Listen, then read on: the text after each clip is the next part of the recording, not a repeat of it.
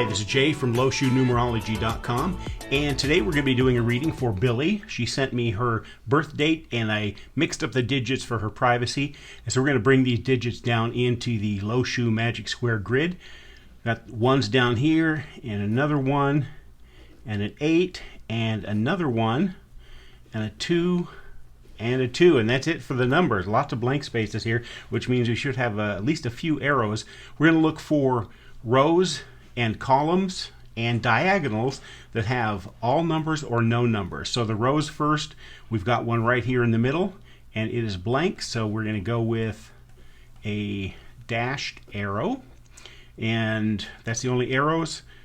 Columns, no columns, because they're mixed here. And diagonals, we've got one diagonal here,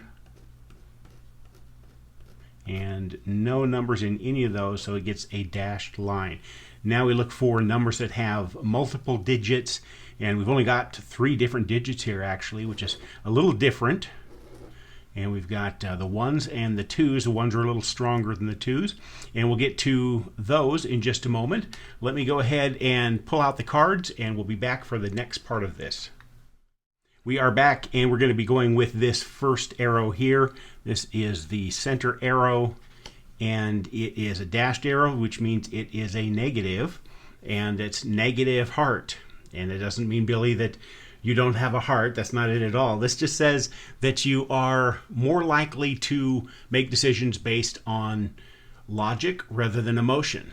So instead of first thinking about how someone else might perceive something, you often make decisions just based on intellect alone, no emotion. The next one is this diagonal arrow, and it is spirituality, and it's a negative. Now, while the minus spirituality arrow typically says that you're closed-minded, maybe that's a good thing. It's not always a bad thing. So, for example, while others may be swayed by what someone says, you're not necessarily skeptical, but you're not willing to go along just without thinking it through. And that actually ties in with the negative heart here, thinking logically instead of just going on emotion, which so I'm not going to say a lot of people, but some people with the spirituality with a plus, they tend to do that. The next one is the number 1, and that is beginning. So this says that starting a new project is something that you enjoy. In fact, probably starting anything new is one thing that really excites you. And beginnings typically means, too, that when something needs to get done, you're not afraid to jump in and get started. And other people really notice that about you, and it's one of the things that people appreciate about you. And finally, we get to the 2s, which is cooperation. So this says that you work well together with others, and it doesn't just mean that you're not a my way or the highway kind of person. You listen to others and include them, and that makes them appreciate you. You might not also have as many friends as some, but this number says that you have some important and deep relationships that probably stemmed from working together. So looking back over all of these, they seem to work pretty well together.